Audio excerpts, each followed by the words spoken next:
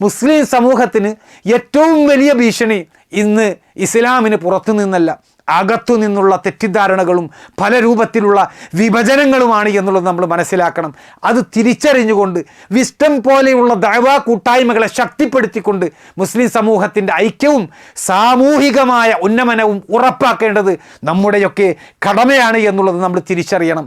ഇന്ന് സംഘടനകളുടെ പേരിൽ നടക്കുന്ന കുറ്റാരോപണങ്ങൾ കേട്ട് യുവാക്കളിൽ പലർക്കും ഇസ്ലാമിക പ്രവർത്തനങ്ങളോട് വിരക്തിയും അവിശ്വാസവും വളരുന്നുണ്ട്. ഇത് പുതുതലമുറയെ ആശയക്കുഴപ്പത്തിലാക്കുന്ന ഒരു കാര്യമാണ്. മുസ്ലിം സമൂഹത്തിനകത്തെ വിഭജനങ്ങൾ കാണുമ്പോൾ ഇസ്ലാമിനെ വിമർശിക്കുന്നവർക്കും എതിർക്കുന്നവർക്കും കൂടുതൽ ധൈര്യവും വേദിയും ലഭിക്കുന്നുണ്ട് സഹോദരങ്ങളെ.